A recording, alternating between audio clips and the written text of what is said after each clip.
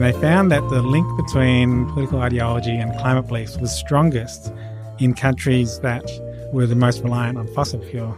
And so their conclusion was that ideological groups fueled by fossil fuel money, pouring misinformation into the public sphere, is what's driven this polarization. That was the voice of John Cook, who was recently interviewed by Richard Todd Stafford in conjunction with the Cultural Studies Colloquium at George Mason University. The Cultural Studies program at George Mason University is a center for interdisciplinary research and doctoral training. This year's Colloquium series examines capitalism and climate change. How did we get into this mess? And where do we go from here? This podcast series will explore these questions for a wider audience. I'm Richard Todd Stafford, and I will be interviewing John Cook, a research assistant professor here at Mason's Center for Climate Change Communication. This is part of the Cultural Studies Colloquium series, so our podcast interview today is associated with a talk he's giving later on called Fake News, Educational Opportunities. And as we understand it, the topic of your talk, John, will be the role of ideological-driven misinformation and how we respond to science denial. And ultimately, how can we turn misinformation into an educational opportunity? So welcome to the podcast, John. Thanks, Todd. I'm glad to be talking to you. So I wanted to start out with your contributions to the literature involving how the consensus of climate science can be quantified. These two articles have been sort of widely used, including in a variety of sort of non-academic settings. And so what I really want to know is, how would you like non-specialists and non-scientists to understand the relationship between the consensus among scientists and the coherence of the science itself? Maybe I should start by just giving a brief history of the work I did on consensus to give people some context. So in 2013, we published a paper quantifying the consensus on human-caused global warming in published climate papers. We basically looked at 21 years of studies about climate change, identified all the papers that stated whether humans were causing global warming or not. And amongst those papers, we found 97% agreement that humans were causing global warming. That's pretty straightforward. It was non-controversial. We weren't the first paper to find 97% consensus. We weren't even the second. But when we published, all hell broke loose. And a lot of people criticized our study and said there's no consensus, and were determined to, I guess, create as much uncertainty and doubt about consensus as there had been for the decades leading up to that. And then in 2016, 3 years later, we published another follow-up study, which basically took our study, the earlier studies on consensus, the subsequent studies on consensus, all the authors of all the consensus studies we got together. It was kind of like an consensus Avengers author team. And we published a synthesis of all the studies, finding that all these studies doing different methods all find overwhelming agreement amongst climate scientists that humans are causing global warming. That's it. Like, climate scientists agree that we're causing it. That's a pretty simple message. But I guess opponents of climate action and climate deniers have been casting doubt on the consensus since the early 1990s. So one of the responses among those people who deny climate change has been not just to deny that there is a consensus. In some cases, you'll encounter individuals that accept that there's a consensus, but then they say that the consensus actually has no bearing on the scientific truth. And they often point to Galileo as a figure for this. And so it strikes me that the consensus of scientists is standing in for the coherence of the science itself, the way that a variety of different findings sort of fit together. And so I guess my question to you is, what do we want non-specialists to understand about that relationship between consensus and the scientific coherence? Right. It's a really good point. So, and we were thinking about this when we first published our first study in 2013. And so when we published it, we published an FAQ anticipating these kind of questions. And we used this great quote by John Reisman, who said that science isn't a democracy, it's a dictatorship. Evidence is the dictator, which I thought really sums up that you don't decide our understanding of the universe by a show of hands. The evidence dictates our scientific understanding. And so given that, what's the point of consensus? Why does it even matter? It matters because of how the average person, the average non-scientist thinks about complicated scientific matters. We don't have time to, collect all the studies and do all the research on every topic because there's there's so much information out there and time is short. It's hard enough keeping up with all the characters on Game of Thrones, let alone all the science. Fortunately, we have a 2-year gap before the last season to catch up. But I digress. And so what the average person does is they use consensus as a heuristic or a mental shortcut. What do the experts think? And that is usually it's a fairly good indicator of what the actual scientific evidence indicates. That's the psychological reality. That's how people think. And therefore, it's important that not only do we communicate the evidence of climate change, we also need to communicate the state of scientific agreement. Because if we don't, then other people will be communicating misinformation that tries to confuse the level of agreement.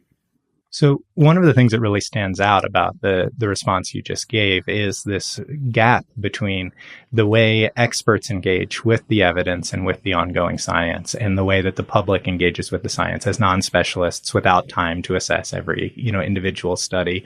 And in many cases, without the skills and background that would be necessary to do so. One of the ways that plays out that strikes me as very important, and this is both among those who deny climate change and among some mainstream media sources who sort of misguidedly want to present a balanced view. The nuanced everyday debates within expert communities around climate are presented as evidence or mischaracterized as evidence that the core scientific knowledge about anthropogenic climate change is unsettled. And so I guess my question, as someone who's very interested in science communication more broadly, is there a way to represent the excitement of scholarly debate and scientific discovery in a way that doesn't mislead the public to underestimate consensus about the basics? Right. I think there's different messages for different contexts. If I was stuck in an elevator with someone and I had like 20 seconds and they said, "What's up with climate change?" I would probably just say, well, 97% of climate scientists agree that we're causing it. If I had time for a longer conversation, if it was like 30 stories and we could really get into it, or having beers at a bar or something, I would try then to explain how science works and explain that science isn't a monolith where we understand everything at the same level. There's some areas that we understand really well, and there's other areas where we're still exploring and trying to figure out exactly what's going on. And so having explained that idea, that nuance, that there's different levels with different understanding, then you can point out that in climate change, there's some things that we understand really well and we've known for decades. There's been a consensus since the 1990s that we are causing most of global warming. As for questions like how are clouds going to change under global warming, what's El Nino going to do, how do the different feedbacks interact, what do climate models do as you get higher and higher resolution, as computers get more powerful? These are all ongoing questions, and scientists are exploring and will continue researching and trying to get more and more detailed answers over time. But the basic answer that we know enough to act on climate change has been known for decades. Okay, so I'm going to press you a little bit on this, though, because in the examples or thought experiments that you presented, you're in these sort of face-to-face or personal interactions. But I think that when we're communicating with the public, very often it's through these mass-mediated forms, whether it's the newspaper or YouTube videos or what have you, where we don't have the sort of ability to know whether the person is only going to take, is this a situation where I should just present the core message, like, we know that the climate is changing. We know that humans are the primary driver, and we know that we have to take action now, right? That's the sort of settled piece. But in a lot of these cases, you want to sort of communicate these more nuanced things, like, is El Nino going to be stronger or weaker? Is the Atlantic current going to reverse or stop? And these are like real scientific questions. They're exciting and, in fact, important scientific questions that the public probably does want to know about, probably has reasons to want to know about. But it's that sort of decontextualized way that those debates get taken out of the popular media representations that then become the argument, the science isn't settled on this. Right. So I guess my challenge is, how do we deal with this outside of the face-to-face setting? Well, I think the same principle applies because, you have a whole range of different contexts. You might tweet. You might post a Facebook post where you have a bit more room to read. A blog post, you have more room than that. Then a long-form article, and then a book. So there's a whole range of different contexts. And similarly, the type of communication I've been doing is mainly responding to misinformation. And so we've written the same debunking in all these different forms, from a meme to a tweet to a Facebook post to 7-minute online videos to textbook chapters. All of those are using the same information structure, but just going into different levels of detail. But the interesting thing is I'm currently doing this fascinating eye tracking research with some communication researchers here at George Mason. And we're able to really understand exactly how people consume social media. And it's mind-boggling how little time people spend, even looking at tweets. They look at it for like 5-10 seconds and then move on to the next one. So you have so little time to grab people's attention. And so that principle of keep your communication simple, but I forget the exact quote. It's like, keep it simple, but not too simple, or something along those lines. Simple enough without distorting the science is the key to being effective. So in creating these interventions that sort of point people towards the techniques of misinformation and help people identify what misinformation looks like, you're relying on this model of inoculation. For instance, with Daniel Bedford and Scott Mandia, you've made a case for using agnotology, or this deliberate study of how doubt, ignorance, and misunderstanding are systematically cultivated, both at the college level and in popular media. And so I guess what I want to know more about is, what does it look like in practice to inoculate someone against these techniques of misinforming? Yeah. And like as I just described, the idea of inoculation can take so many different forms. It's a really adaptive, flexible way of communicating. So let me just sort of, I guess, explain the principle of it and what it is first. Inoculation takes the idea of vaccinating in the medical sphere and applies it to knowledge. We can expose people to a weak form of misinformation, and that helps them build up immunity or resistance so that when they encounter the actual misinformation, they don't get influenced by it, in the same way that injecting people with a weak form of virus gives them immunity so that they don't get infected by the real virus. So what do I mean by weak form of misinformation? Usually it involves introducing someone to the myth, but also at the same time that you tell them that this misinformation exists, you warn them of the danger that they might be misled. The warning is really important. And you explain the fallacies or the techniques that the misinformation uses to mislead. So you're essentially like explaining the magician's trick. You're showing the sleight of hand that they use to trick people. And once people can see behind the magician's trick, they are immune from being deceived by it. And so there are so many different ways that you can inoculate. You can explain the techniques of denial. And we're now just exploring that in various studies. I started by working with some critical thinking philosophers on how do you actually build an inoculation? How do you what's a rigorous, systematic way to find the fallacies in misinformation?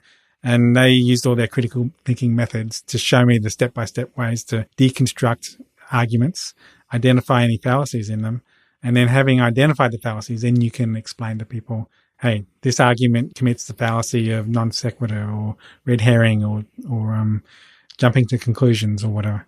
But then the philosophers explained this, or pointed out to me this technique, which has been intriguing me ever since, of parallel arguments. Taking the bad logic in a piece of misinformation and translating it into a different situation, usually an absurd situation, and saying, if you use that logic in this situation, you can see how ridiculous the logic is. And therefore, that's a way of pointing out to people that argument is logically false. It's just like doing this. And I realized that I see that technique used every night on late night comedian shows. Like they're always debunking some politician said this, and that's just like being in this situation and saying the same thing. And everyone laughs. They instantly get how ridiculous that original statement is. And it essentially inoculates people against false arguments without having to get into, ideally, I would love to communicate all the science and explain all the facts of climate change. But you can potentially inoculate people just with a simple parallel argument. It seems really valuable to me to sort of help people develop the ability to identify those arguments that truly aren't logically valid. But it also seems like some denialist messaging might be logically valid, but depends on an empirical state of affairs that is not true. Right? Is there a way to use agnotological methods to sort of prepare people to see that? Yeah, I mean, that's what the critical thinking method did. It was if you deconstruct any argument, every argument has the structure of a set of premises and then the conclusion. And so what we did was step by step, you deconstruct it, work out all the premises and conclusion. The beauty of critical thinking is it's kind of like X-ray vision into thinking. You see what the actual structure of their argument is. Then the first step is it logically valid? Do those premises lead to the conclusion? And if not, then already you've shown that the argument is false. But often it is logically valid, but just one of those premises is based on a falsehood of some sort. So if it is logically valid, then you go to the next step and interrogate all those premises. So it's just a systematic way to try to surgically pinpoint exactly where an argument goes wrong. In order to get people to do that, you have to sort of generate a habit of mind that doesn't involve that 5-second engagement with the Right. tweet. Is that right? Well, there was a real tension between me as a communication researcher and my colleagues who are philosophers on our goals. Like, my goal was to come up with ways to develop communication messages. Their goal was to turn the entire world into critical thinking philosophers. And while I would love that everyone was deep critical thinkers, it's never going to happen. It's not realistic. I mean, it's a goal that we should aim for. And I think that we should develop educational curricula that tries to promote that goal. But in the meantime, in the real world where everyone's time pressed and look at tweets for 5 seconds, what do? That critical thinking method can be a way of thinking that we teach to people, but it can also be a technique that communication uses. Communication, like science communicators, educators, scientists use to analyze misinformation or just statements in general to find out whether they're true or not. And having identified fallacies, then create your 5-second messages or your 60-second messages or your 7-minute videos or your lesson plans or whatever. So it does seem like one of the issues that you would run up against if your goal was on one hand to sort of cultivate a community where people think more about what the premises are and whether the conclusions logically follow from them, and on the other hand to present people with communications that sort of model that kind of critical interrogation of the evidence. It strikes me that the evidence that you found that many people who deny anthropogenic climate change offer contradictory claims, actually quite close to each other in many cases, with no seeming acknowledgement that they're contradictory, might be something of an issue. Like, it's not just a symptom that you're trying to address. I guess the distinction is whether it's just in bad faith that they're doing that, or whether in all earnest they're doing that. And so I guess, what are your thoughts about why some people seem in all earnest to sort of endorse mutually contradictory views? Is it that they just haven't internalized these habits of mind? Well, I think that firstly, almost all climate deniers are earnest. I think very few of them are intentionally being deceptive. And understanding the psychology of climate denial is really important in order to understand that. Because if someone is motivated to reject science for whatever reason, because it threatens their ideology or because it threatens their social identity, regardless of the reason, if someone is motivated to deny science, then they employ these, these psychological kind of techniques or they just process information in a biased way. So, if you communicate some climate change to someone who's threatened by climate information for whatever reason, they'll be biased in the way they process that. And someone who processes information in a biased way looks exactly the same as someone who's being intentionally deceptive, because essentially they're deceiving themselves. And so I think we can't know what's going on in a person's mind. We don't know whether they're being deceptive or in good faith. And so the approach I always take is to be agnostic about their motive and just focus on their technique. Because otherwise, if you're just accusing everyone of lying, firstly, you're probably going to be wrong. Secondly, it's just not a constructive, useful approach. So having established that, the next thing to recognize is that all those psychological biases manifest in different ways, different fallacies of logic. And so, like, what we did when we, in my work, is create this taxonomy of all the different types of fallacies that people employ when they reject climate science. And so understanding all those fallacies is key to being able to spot the mistakes in bad arguments and then being able to inoculate against them. You've done some work related to this that suggests that exposure to information about anthropogenic climate change tends to strengthen denial in some populations. And I guess this is that phenomenon that you were describing where they may in some ways be lying to themselves, but it seems surprising that it strengthens their denial. Their denial doesn't stay at a steady state. And this is even as it strengthens acceptance of the science in others. And so how do you explain this polarization of reactions to the same piece of information? So I ran experiments where I presented consensus information to people, basically told them that 97% of climate scientists agree. And then I measured their response, like whether their accepting of climate change went up or down after hearing this information. And I found that there was a spectrum of people from across the political spectrum, from liberal to conservative. Liberals were more trusting of climate scientists. Conservatives were less trusting. And when strong conservative, just right at the end of the spectrum, a fairly small proportion of the population, those with the strongest distrust of climate scientists, when they were told that 97% of climate scientists who they distrust agree on human-caused global warming, their distrust got even stronger. Like it kind of activated their distrust. And it was like, oh, I don't trust those pointy-headed boffins. So, I believe it even less than ever now. So telling people about or giving people climate information essentially activates their conspiratorial thinking if they already were prone to conspiracy theories. And what that tells me is that conspiracy theorists are essentially immune to facts, because any facts that conflicts with their conspiracy theory, they just assume that it's part of the conspiracy. It's very difficult, almost impossible to convince a conspiracy theorist. And so I think that we could spend our time banging our heads against a brick wall trying to convince a conspiracy theorist or a climate denier. But a much more productive way to spend our time is the vast majority of the rest of the population who are open to information. And I think the implicit assumption underneath inoculation is that it's not about cure, it's about stopping denial from spreading to the rest of the population. The more you use the inoculation metaphor, the more it strikes me that the sort of vaccine denialism takes very much the same structure as climate denialism. And so there's a certain irony to this metaphor.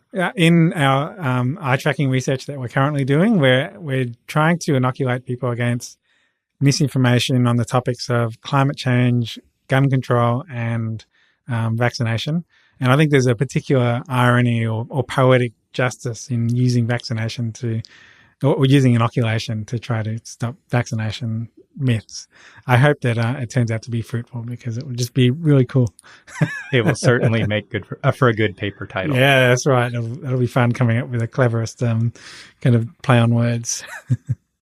So both in your work about polarization and I think in a couple of the other articles that you've contributed to, you've used self-reported belief in free markets to illuminate the relationships between the effectiveness of climate change-related communications and political orientation.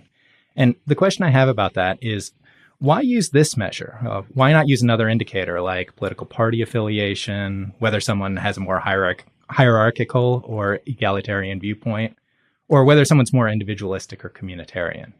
Right. That's a good question. In my initial surveys, in the interest of keeping the surveys as lean and mean as possible, we just went with one measure of political ideology. And we chose free market ideology because it was just one of, if not the strongest predictor of climate beliefs.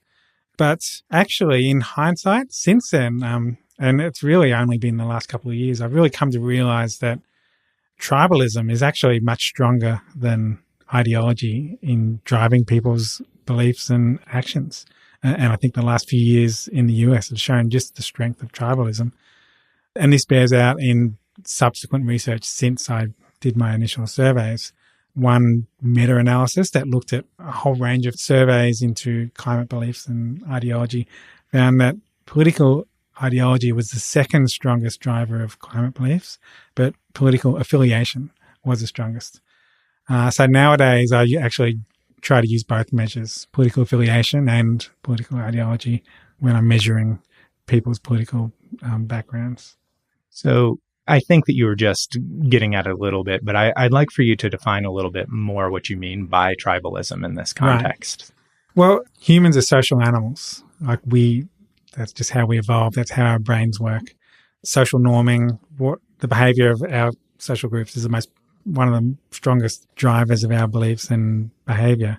And so that means that what our social group thinks, believes, and acts has a really powerful influence on our beliefs. Now, climate change didn't used to be a social or a culturally polarized issue.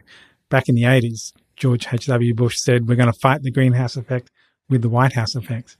But over time, starting with ideological groups, they just started pouring misinformation into the public. And just gradually over several decades, the public came to associate attitudes about climate change with what their social group believed. Like Republicans thought, my social group doesn't really trust those climate scientists and doesn't accept the science and all those lefty policies that go with the science. And Democrats came to see that my group accepts the science and all the policies that go with accepting the science. And it just became associated with our political groups or our social groups.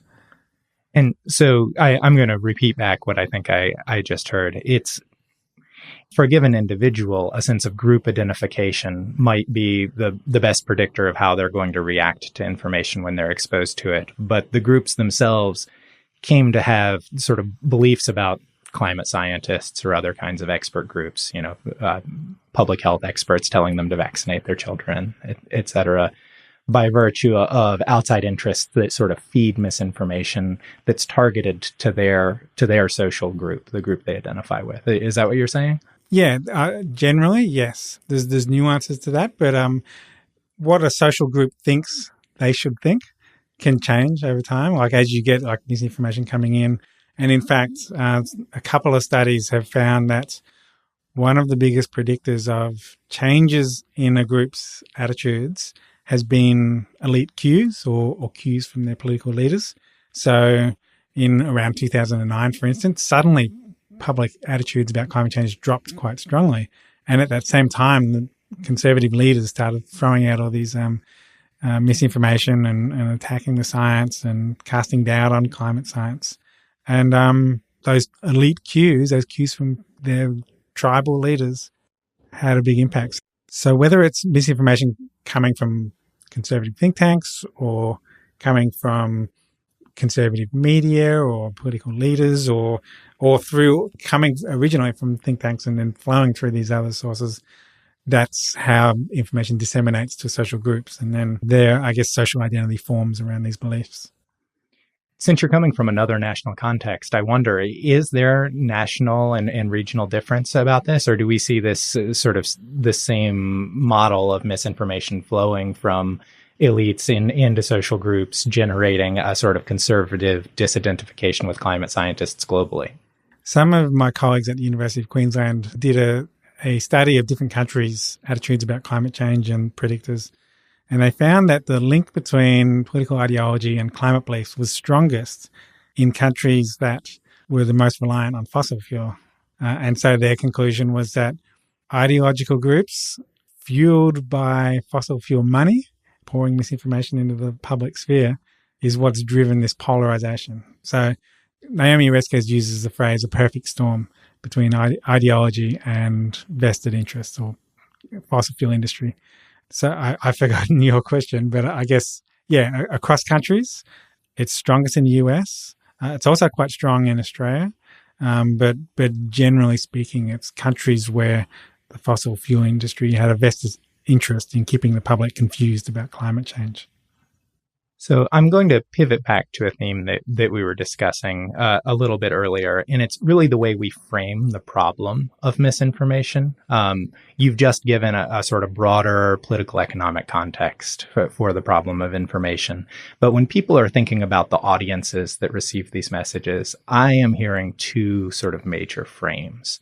One of those frames emphasizes that the general public has information deficits. They don't understand the scientific knowledge.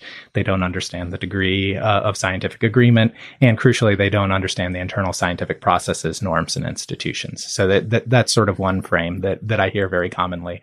But it seems like this frame that you're describing in terms of tribalism is often presented as a competing frame. That is, the primary problem is not information deficits, but rather that group identities and cultural ideologies shape the way people react to and make use of the information that's available to them. And I guess, what's the relationship between these views, and is there a way to reconcile them? Like, can these both be true, or are these mutually exclusive ways of framing the problem? Right. When I'm asked, is it information deficit or is it cultural values? I always answer yes, because I think it's a real danger to treat it as a dichotomy. It's a false dichotomy because it's not solely one or solely the other. I think that both have elements of truth. Information does matter. Like, even for people who are biased, information matters to them to some degree. It just matters to levels of degrees. And similarly, not everyone is cultural either. Like, the people at the edges of the political spectrum are stronger in terms of their political biases. People in the middle are less so. So there's a mix, and facts matter, information matters, but culture also matters, and we need to be aware of how culture can bias how people process information. And understanding both is key to making sure that our communication is framed in a way that gives the facts a fighting chance. So we try to avoid triggering the psychological minefields that conservatives might have with climate change. And I'll give you an example. What I found with my inoculation study was when I inoculated people against climate misinformation, I didn't mention climate change. I didn't mention the exact myth that I was inoculating. I just mentioned the technique used to mislead people, because no one wants to be misled, whether you're conservative or liberal, wherever you are on the political spectrum. No one likes being tricked.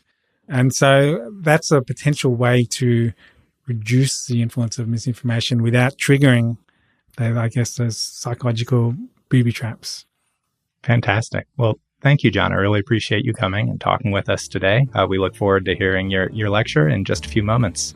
My pleasure.